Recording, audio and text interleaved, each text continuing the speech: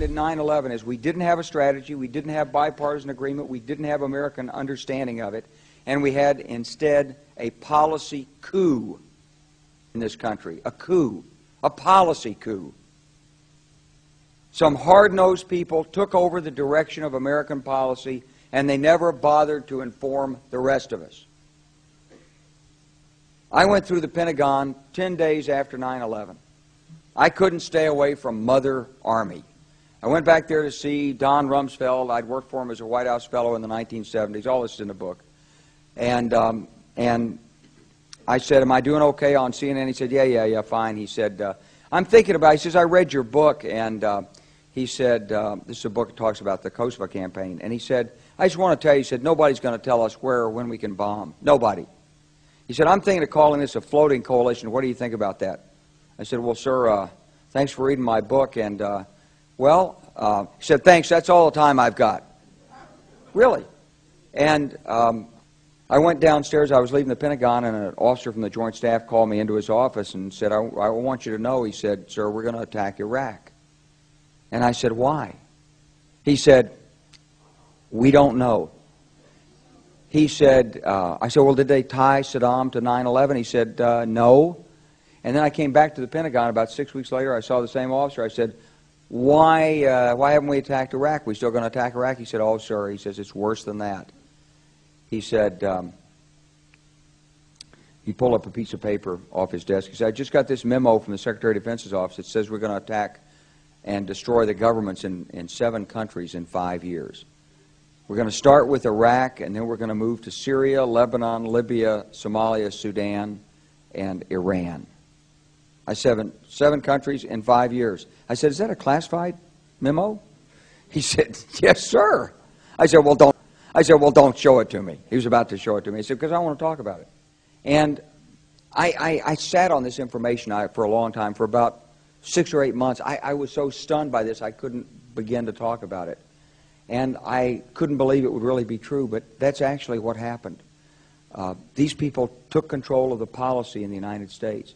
And I realized then, it came back to me, a 1991 meeting I had with Paul Wolfowitz.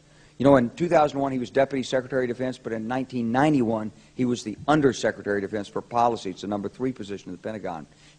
He said, and we've got about 5 or 10 years to clean up those old Soviet client regimes, Syria, Iran, Iraq, before the next great superpower comes on to challenge us.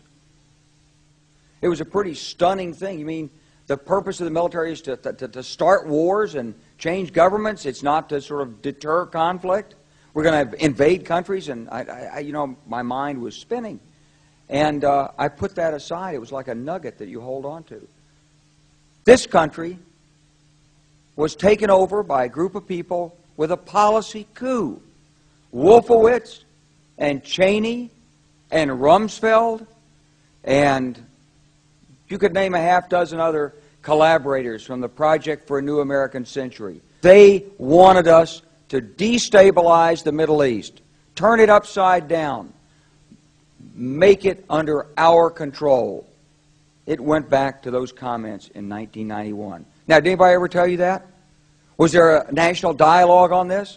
Did senators and congressmen stand up and denounce this plan? Was there a full-fledged American debate on it? Absolutely not. And there still isn't.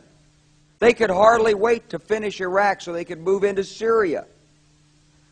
It was like a laydown. Oh, our legions are going to go in there. This wasn't what the American people voted George Bush into office. Well, they didn't actually vote him into office, but it wasn't what many of the people who... It wasn't what he campaigned on. He campaigned on a humble foreign policy, the most arrogant foreign policy in American history. He campaigned on no peacekeeping, no nation building, and here he is with Afghanistan and Iraq. It's astonishing.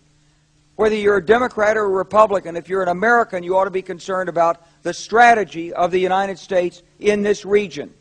What is our aim? What is our purpose? Why are we there? Why are Americans dying in this region? That is the issue.